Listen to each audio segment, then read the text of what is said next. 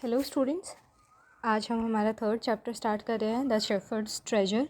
इससे पहले हम जो चैप्टर कंप्लीट कर चुके हैं उनका लिंक आपको डिस्क्रिप्शन में मिल जाएगा, या फिर आप मेरे चैनल पे प्लेलिस्ट भी चेक कर सकते हैं। वहाँ से भी आपको आपकी क्लास की पूरी प्लेलिस्ट मिल जाएगी।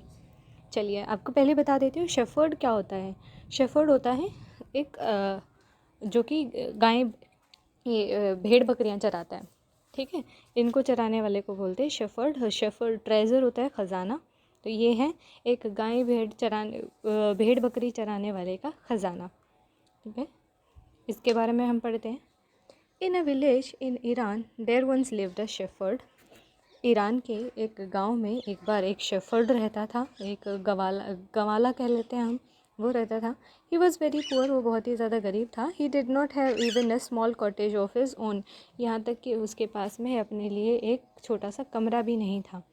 ही had never been to school or learn to read और एंड राइट, वो कभी स्कूल नहीं गया था और उसने लिखना और पढ़ना भी नहीं सीखा था। For there were very few school on in those days, क्योंकि उस समय पे स्कूल भी बहुत ही कम हुआ करते थे। दो poor and uneducated this shepherd was very voice, हालांकि वो गरीब था और अनपढ़ था, लेकिन ये जो शेफर्ड था ये काफ़ी ज़्यादा बुद्धिमान था। He understood people's sorrow and trouble, वो लोगों के दुख और परेशानियों को समझता था।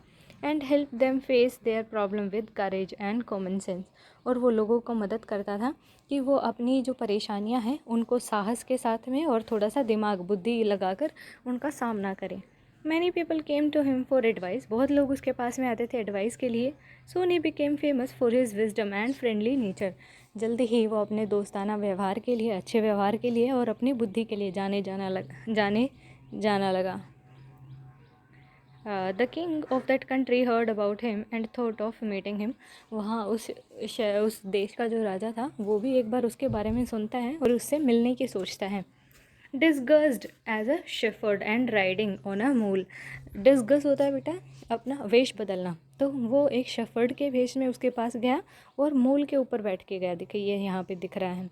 One day the king came to the cave where the wise shepherd lived, एक दिन जो राजा था वो उस गुफा के पास पहुंचा जहाँ पर शेफर्ड रहता था। As soon as the shepherd saw the traveler coming towards the cave, he rose to welcome him.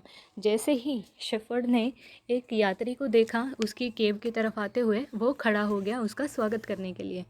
He took the tired traveler inside the cave, gave him water to drink and a share of his own maigre meal.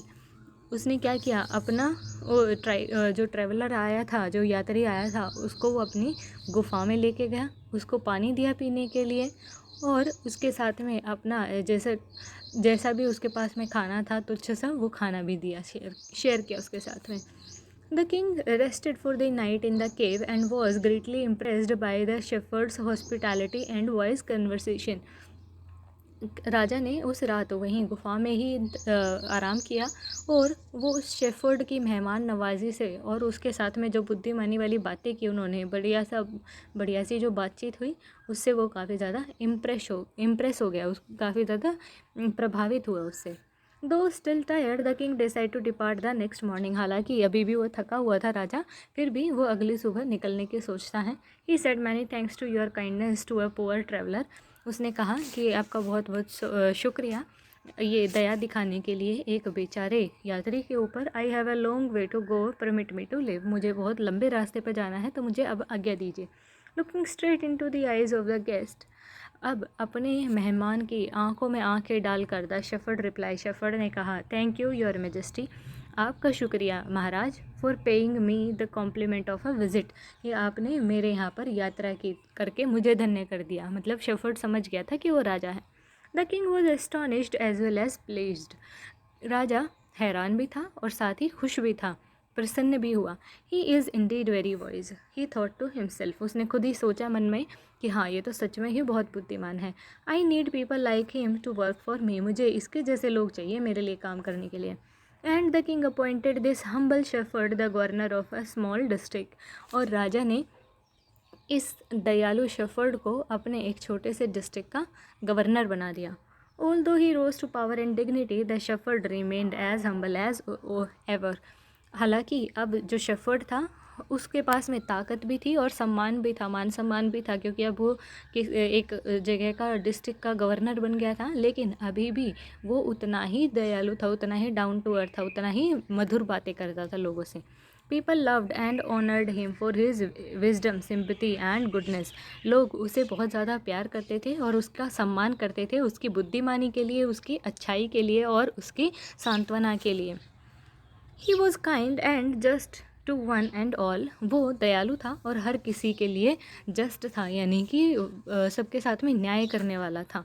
His fame as a fair and wise governor soon spread throughout the country. और उसका एक बुद्धिमान और अच्छा governor होने का जो ख्याति थी, प्रसिद्धि थी, वो पूरे शहर में जल्दी ही फैल गई, पूरी कंट्री में। Now the governor of other province grew terribly jealous and begin to talk to the king against him. अब जो बाकी एरियाज़ के, बाकी डिस्ट्रिक्ट के जो गवर्नर थे, वो उससे बहुत ही ज़्यादा जल उठे और उन्होंने उसके खिलाफ बात करना शुरू कर दिया राजा से। They said he is very dishonest, कि वो बहुत ही ज़्यादा डिसऑनेस्ट है, लालची है या तो बेईमान है। And keep from himself part of the money that he collected as tax from the people. और वो क्या करता है कि टैक्स के तौर पे लोगों से जो पैसा इकट्ठा करता है, उसमें से कुछ एक पैसा वो अपने पास रख लेता है। Why did he always carry with him, they added, an iron chest? और नहीं तो क्यों वो अपने साथ में एक छोटा सा लोहे का बॉक्स लेके चलेगा, एक छोटी सी संदूक लेके चलेगा, उन्होंने आगे कहा। Perhaps he carried in it the treasure that he had secretly collected. शायद उसने आज तक जितना भी पैसा इकट्ठा किया है ना ये चोरी के काम से, वही उसमें रखता होगा बॉक्स में। After all, at first the king did not pay attention to those reports. राजा ने शुरुआत में तो इन बातों के ऊपर कोई ध्यान नहीं दिया, but how long could he ignore these governors and their endless stories about the shepherd. लेकिन वो कितने समय तक इन गवर्नर की इन कहानियों को और उनके जो शेफर्ड के बारे में वो लगातार कहानियाँ बताते रहते थे और उसके बारे में बातें करते रहते थे, उनको कितनी देर तक, कितने दिनों तक वो इग्नोर कर सकता था। One thing was certain, the king discovered. राजा को एक बात का यकीन तो हो ही गया, उसको ये लगा the new governor did carry an iron chest with him all the time, कि जो नया गवर्नर है वो अपने साथ में एक लोहे का बक्सा तो रखता है हमेशा।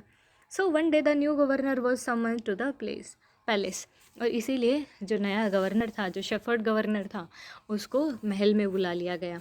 ही came riding on a camel and to every one's delight the famous iron chest was there fastened securely behind him on the camel's chest. वो एक ऊँट के ऊपर बैठ के आया और हर किसी को ये जानकर खुशी हुई कि जिस आयरन चेस्ट के बारे में बात हो रही थी, जिस आयरन बॉक्स के बारे में बात हो रही थी, वो भी साथ में ही लेके आया था। और वो कैमल की, ऊँट की कमर पे, उसके पीछे, जैसे वो ऊँट पे बैठा था तो उसके पीछे कमर पे वो आयरन का बॉक्स भी बड़े अच्छे से बंधा हुआ था। Now the king was angry. अब राजा को बहुत गुस्सा आया। ही थंडर्ड, वो चिल्लाया, why do you always carry that iron chest with you, what does it contain, कि तुम ये हमेशा लोहे का बक्सा अपने साथ क्यों रखते हो, इसके अंदर क्या है। द गवर्नर स्माइल्ड, गवर्नर ने मुस्कुराया। He asked his servant to bring in the chest. उसने अपने नौकरों से कहा कि चलो उसको बॉक्स पर ले आओ। How eagerly the people standing around waited for the shepherd to be found out. और जो लोग वहाँ पर खड़े थे, आजू बाजू में सारे मंत्री वगैरह खड़े थे, तो वो लोग बड़े ही उत्सुकता से वेट कर रहे थे कि अब जो शफर्ड है उसकी चोरी पकड़ी जाएगी। But how great was their astonishment and even the king himself.